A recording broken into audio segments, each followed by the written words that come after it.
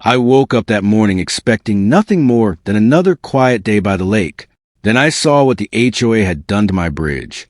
They had destroyed part of my private property over a so-called violation. They had no idea what I was about to do next. The bridge had connected my property to the lake for decades. The HOA claimed it violated their community rules. But there was one problem with their argument. The land underneath that bridge belonged to me. Karen Whitmore arrived less than an hour later. She wasn't there to apologize.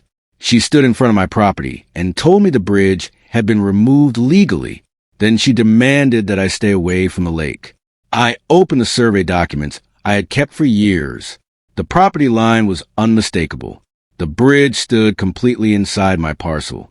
Karen's confidence disappeared for just a second. Karen refused to accept the survey. She insisted the HOA had authority over everything near the lake. I asked her one simple question.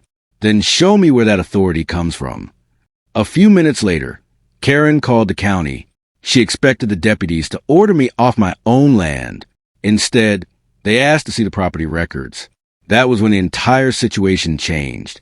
The deputy studied the documents carefully. Then he compared them with the county map.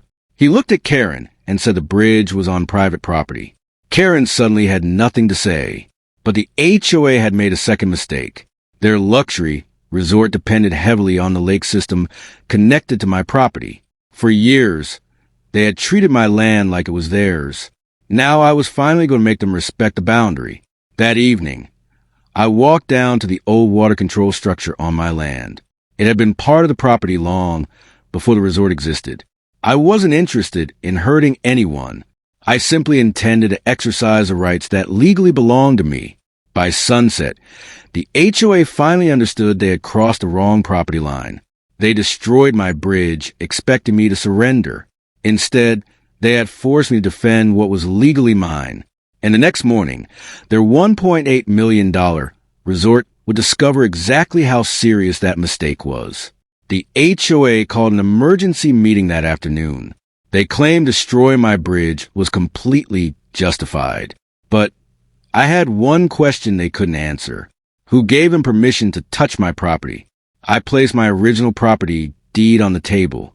The bridge was clearly marked inside my property boundary. The room suddenly became silent. Their own attorney leaned forward and asked to see it again. The next morning, I hired an independent surveyor. He checked every boundary marker around the lake.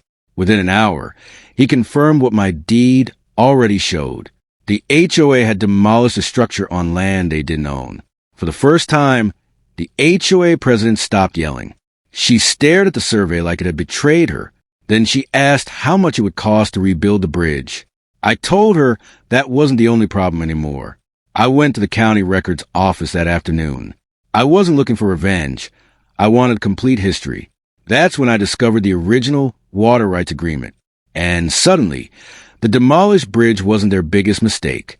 The records showed the dam was part of my inherited property. The HOA had access to the water through an old agreement, but that agreement came with strict conditions, and they had violated several of them. I didn't touch the dam that day. Instead, I delivered a formal notice through my attorney. The HOA now had to answer for the bridge and the water agreement. Their confident smiles disappeared almost instantly.